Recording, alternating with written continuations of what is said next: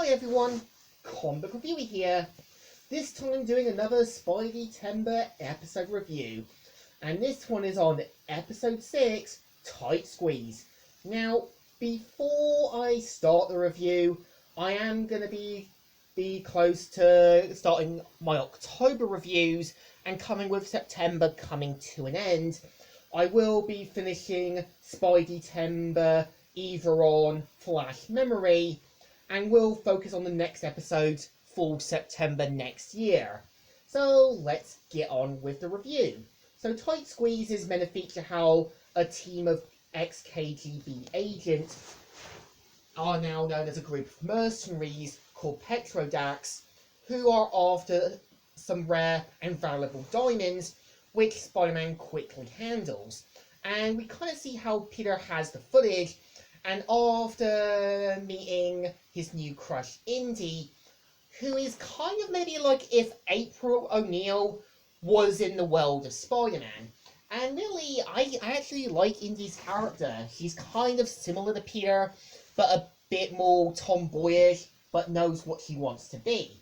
And I think what's interesting is, when I looked at one of my subscriber and also fellow Defeating Art friend, Fez Glorious, who is also one of my fanfiction supporters, I actually checked out one of Indy's original designs thanks to him, and I know Indy's original design made her look like a female Peter Parker, so I'm guessing the change was that they didn't want to make her too similar to Peter.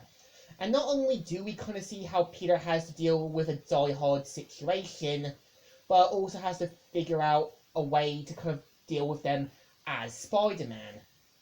And I also like the idea that you can tell MJ does want to work things out with Peter, and I like how, unlike the Amazing Spider-Man 2 and also Spider-Man 3, they don't really rush things too quickly. And I think the problem with Spider-Man 3 a bit was throwing Gwen Stacy and MJ at the same time.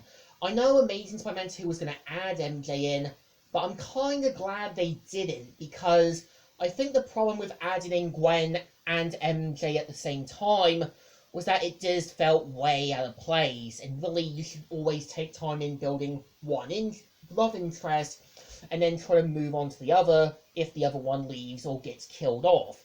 And I think the episode does work, because, yeah, you can kind of tell Peter does care about Indy, and it's kind of clear that both MJ and Peter want to work things out, even though it's not going to happen. And I like the idea that Petrodax are basically the version of the Vulturians, which were a team of Vulture-like villains, which were kind of a foreshadowing to Spider-Man the New Animated Series, when there were the sort of Wake Riders in Marvel Spider-Man. And I kind of think, yeah, Petrodax could be interesting if they put them in the comics, but sort of revamp them into a sort of a different story. And I know that, yeah, with Jameson being his second appearance, I have to admit I wasn't really big on Keith Cadlin being the voice of Jonah, because I think what J.K. Simmons got right with Jonah is sounding gruff, tough, but also more annoyed with kind of everything going around him. I think Keith Cadline just doesn't really feel like what Jonah should be. But I think overview for this episode is definitely better, and I do recommend it for anyone who wants to kind of break from the whole Gwen and MJ situation. So I think this episode definitely deserves a thumbs up. Still good, and still alright. So, Comic Reviewer here, signing out.